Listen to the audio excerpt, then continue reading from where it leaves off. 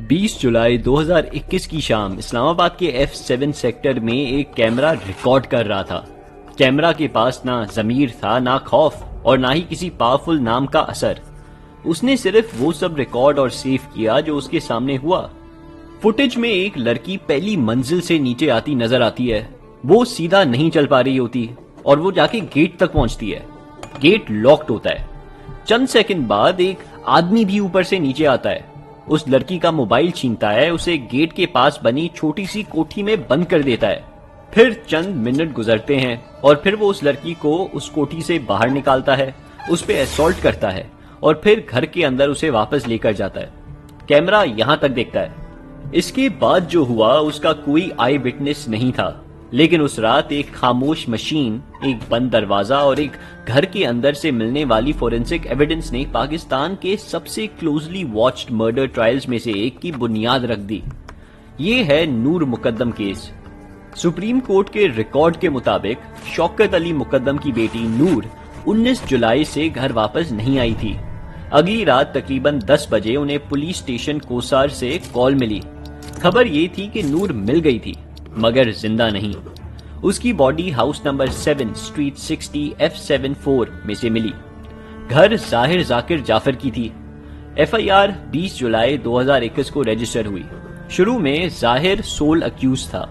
बाद में supplementary statements और इन्वेस्टिगेशन के जरिए दूसरे लोग भी केस में शामिल किए गए। इस स्टोरी और केस का सबसे मुश्किल पहलू ये है कि मर्डर होते हुए किसी ने नहीं देखा। पुलिस का कोई ऐसा गवाह नहीं था जो कोर्ट रूम में खड़ा होकर कह सके कि उसने किलिंग अपनी आंखों से देखी थी। फिर भी सीन खाली नहीं था।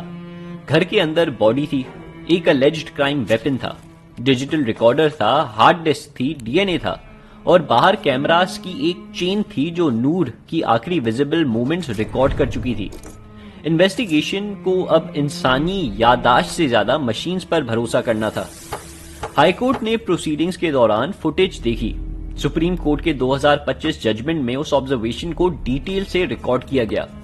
रिकॉर्डेड फुटेज के मुताबिक नूर पहली मंजिल की किसी ओपनिंग से नीचे रेलिंग पर लैंड करती है।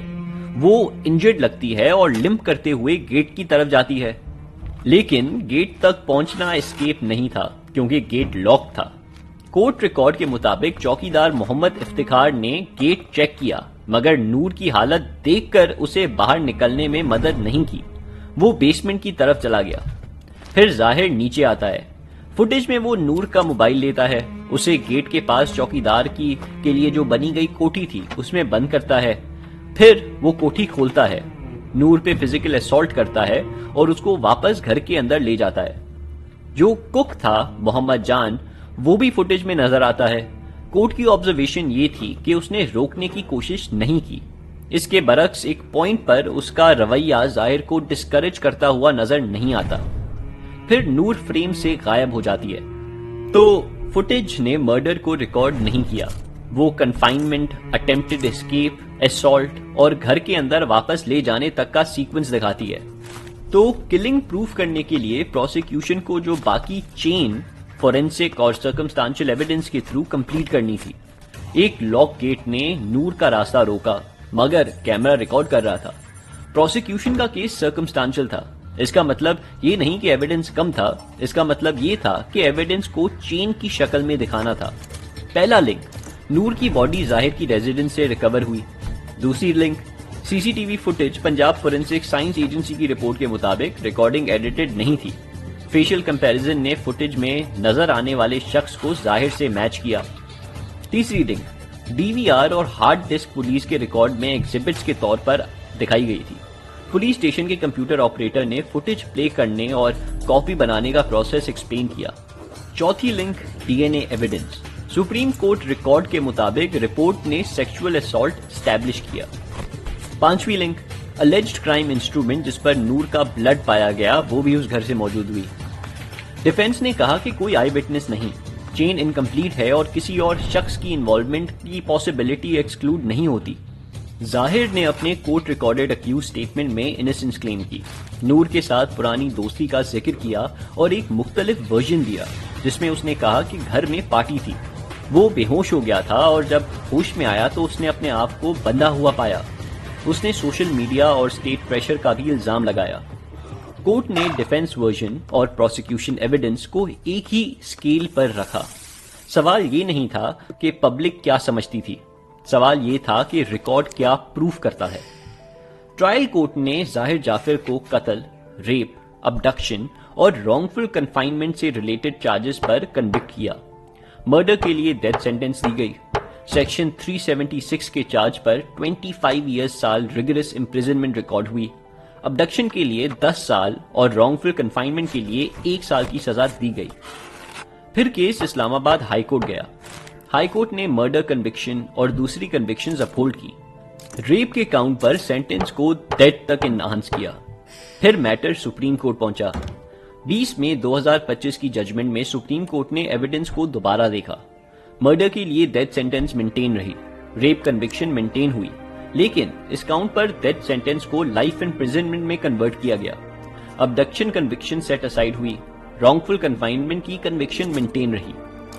चौकीदार मोहम्मद इफ्तिखार और कुक मोहम्मद जान की कन्विक्शंस मेंटेन रही, लेकिन उनकी इम्प्रिजनमेंट ऑलरेडी अंडरगॉन तक रिड्यूस कर दी गई। नूर के वालिद की तरफ से सेंटेंस एनहेंसमेंट और कुछ एक्विटल्स के खिलाफ पिटिशंस भी डिसमिस कर दी गईं। लेकिन क्राइम स्टोरी यहां खत्म नहीं होती। यहां वो कानूनी सवाल शुरू होता है जिसने इस जजमेंट को सिर्फ एक मर्डर अपील नहीं रहने दिया। क्या एक कैमरा बगैर किसी इंसानी आई विटनेस के खुद गवाह बन सकता है? अब कानून को सीधी तरीके से समझते हैं। सबसे पहले सेक्शन 302 पीपीसी ये कत्ले आम की पनिशमेंट से डील करता है। इसके क्लॉज बी में फैक्ट्स और सर्कमस्टांसेस के मुताबिक डेथ या लाइफ इम्प्रिजनमेंट एज ताजीर का ऑप्शन होता है। सुप्रीम कोर्ट ने जाहिर की मर्डर कन्विक्शन और डेथ सेंटेंस मेंटेन की। सेक्शन 342 पीपीसी रॉन्गफुल कन्फाइनमेंट की सजा देता है, यानी किसी शख्स को गलत तौर पर ऐसी हद में रोकना जहां से वो निकल ना सके। फुटेज में लॉक्ड गेट, चौकीदार की कोठी और नूर को वापस घर के अंदर ले जाना इस काउंट के कॉन्टेक्स्ट में सेंट्रल था। फिर सेक्शन 376 पीपीसी रेप की पनिशमेंट देता है। करंट टेक्स्ट के मुताबिक कम से कम 10 और ज्यादा से ज्यादा 25 साल की इम्प्रिजनमेंट या नेचुरल लाइफ के बाकी हिस्से तक इम्प्रिजनमेंट और फाइन प्रोवाइड करता है। इस केस में सेक्सुअल असॉल्ट की कन्विक्शन मेंटेन हुई, लेकिन सुप्रीम कोर्ट ने इस काउंट पर डेथ को लाइफ इम्प्रिजनमेंट में कन्वर्ट किया। और अब सबसे इंपॉर्टेंट पॉइंट, सीसीटीवी। कानूनी शहादत ऑर्डर का आर्टिकल 164 मॉडर्न डिवाइसेस और इंफॉर्मेशन सिस्टम से मिलने वाली एविडेंस को कोर्ट में प्रोड्यूस करने की गुंजाइश देता है, लेकिन अगर वीडियो स्क्रीन पर चल जाए तो वो ऑटोमेटिकली सच नहीं बन जाती। कोर्ट ने 2 बुनियादी टेस्ट डिस्कस किए हैं। पहला, वीडियो कहां से आई, और दूसरा, क्या फोरेंसिक प्रोसेस ने कंफर्म किया है कि वीडियो ऑल्टर नहीं हुई। इस केस में सोर्स डीवीआर और हार्ड डिस्क से लिंक था। फोरेंसिक रिपोर्ट ने एडिटिंग डिनाई की। फेशियल कंपैरिजन पॉजिटिव था, इसलिए कोर्ट ने साइलेंट विटनेस थ्योरी डिस्कस की। इस थ्योरी का सिंपल मतलब ये है कि ऑथेंटिकेटेड कैमरा फुटेज को हर फ्रेम के लिए एक इंसानी गवाह की जरूरत नहीं। अगर रिकॉर्डिंग सिस्टम रिलायबल हो और सोर्स एक्सप्लेन कर दी गई और टेम्परिंग भी रूल आउट हो, तो वीडियो खुद जो दिखाती है उस पर सब्सटेंटिव एविडेंस के तौर पर रिलाई किया जा सकता है। लेकिन कोर्ट ने सर्कमस्टांशियल एविडेंस का पुराना रूल भी नहीं छोड़ा। मतलब चेन मुकम्मल होनी चाहिए, जिसके एक सिरे पर डिसीज्ड और दूसरे पर अक्यूज्ड हो। अगर दरमियान का एसेंशियल लिंक टूट जाए तो कन्विक्शन अनसेफ हो सकती है। यहां बॉडी रेजिडेंस से मिली, फुटेज में अटेम्प्टेड एस्केप, असॉल्ट और वापस ले जाना रिकॉर्ड हुआ। रिकॉर्डिंग फोरेंसिक टेस्ट से गुजरी। डीएनए और ब्लड स्टेन वेपन ने चेन को आगे कंप्लीट किया।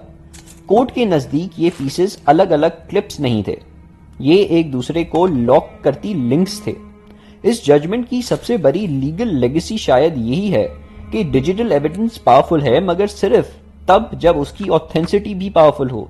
और कैमरा रिकॉर्डिंग्स तब रिलायबल होती हैं जब प्रोसिक्यूशन प्रूफ करे कि रिकॉर्डिंग असली है, सोर्स रिलायबल है और चेन ऑफ कस्टडी समझ आती है।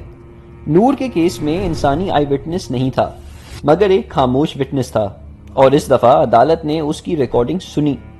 इस केस को सिर्फ एक मॉन्स्टर की कहानी बना देना आसान है। मुश्किल सवाल यह है कि जब एक वनरेबल इंसान हेल्प के लिए गेट तक पहुंच जाए तो आसपास मौजूद लोग क्या करते हैं? एक कैमरा ने रिकॉर्ड किया, एक सिस्टम ने उस रिकॉर्डिंग को टेस्ट किया और फिर एक जजमेंट ने उस खामोशी को लीगल एविडेंस का नाम दिया। और ये बन गया पाकिस्तान का one of the most spoken about cases, the Noor Muqaddam case.